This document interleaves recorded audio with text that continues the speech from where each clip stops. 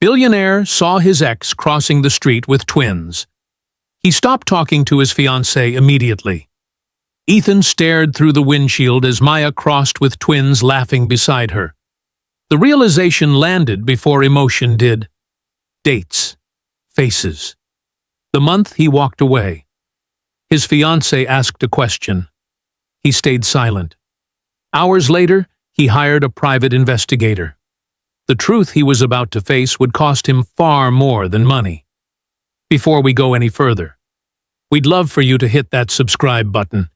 Your support means the world to us, and it helps us bring you even more powerful stories. Now, let's begin. Ethan Caldwell had learned early how to leave without making noise. Money did that. It softened exits. When doctors told him Maya Brooks could not conceive, he listened to charts and probabilities, not her silence. He said he wanted certainty, children, continuity. He framed it as logic. People around him nodded. No one asked Maya what loyalty cost her. She watched him pack his life into clean boxes. No shouting, no begging, just a calm that came from realizing persuasion was pointless. Ethan kissed her forehead, said he was sorry, and walked out. That night, Maya cried once. After that, she adjusted. 5 years passed. Ethan's company multiplied. Headlines praised his discipline. He upgraded everything. Apartment, circle, fiancée. Lauren Pierce fit neatly into his future.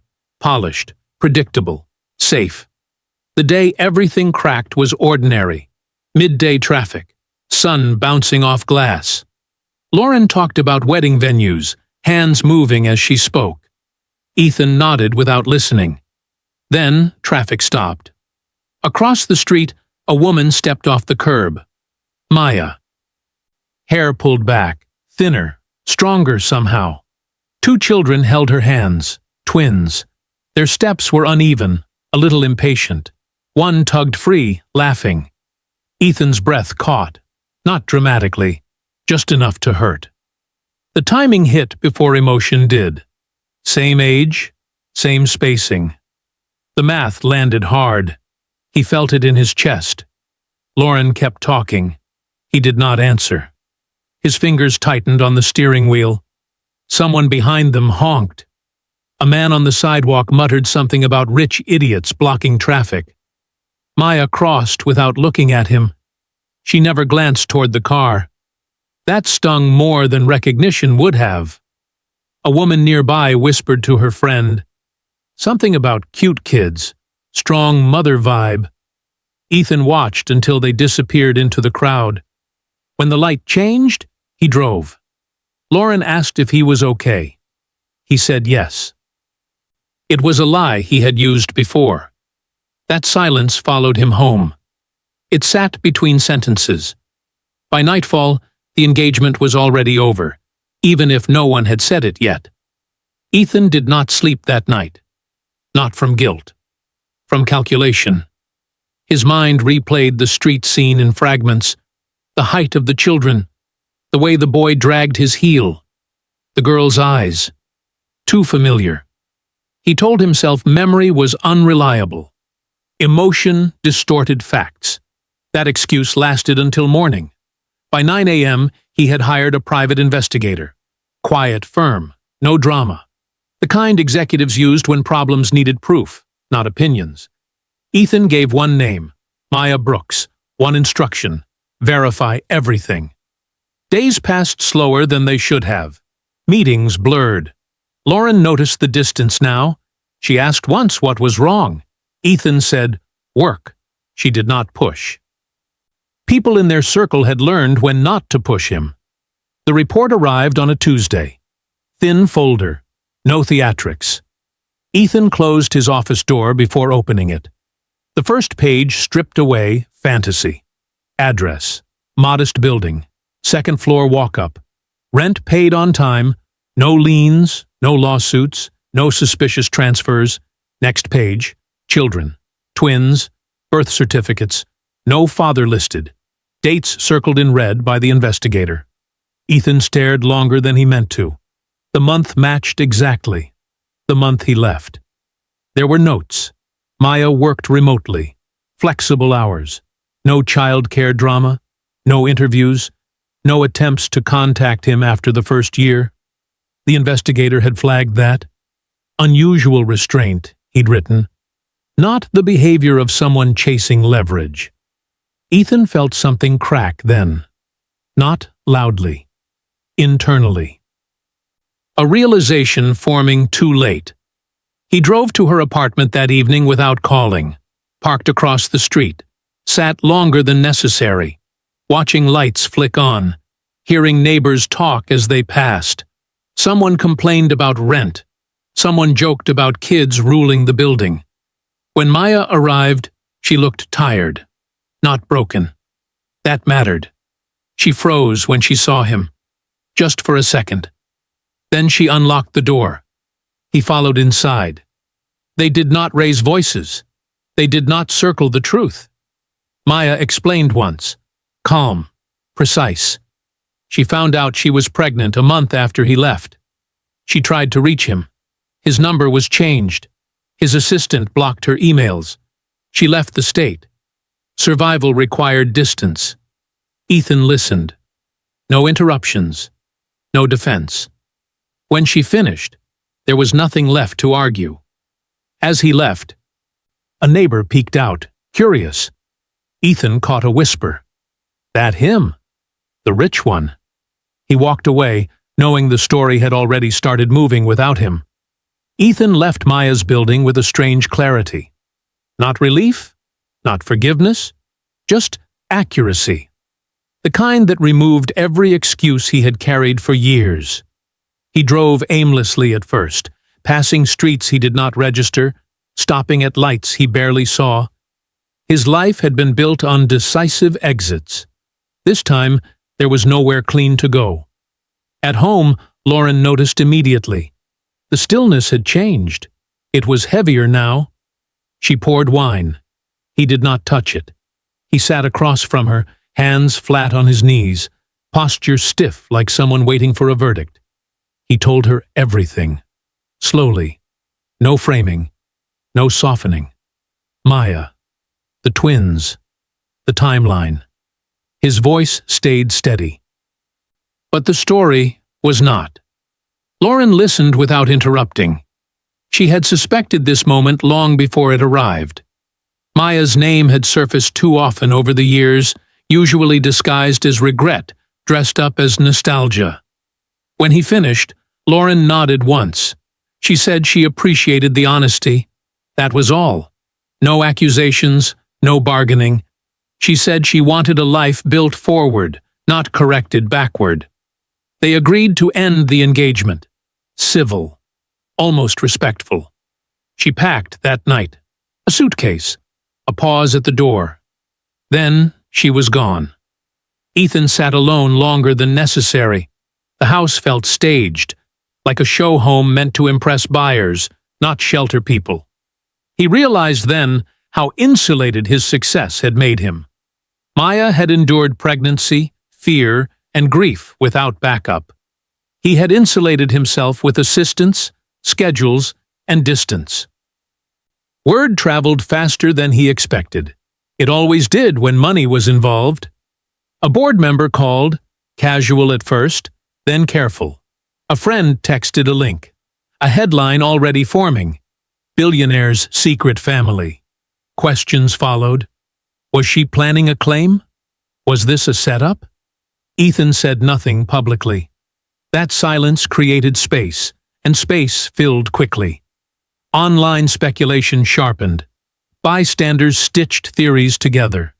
In restaurants, people leaned closer when his name came up. In offices, partners whispered about exposure and risk. He visited Maya again, briefly.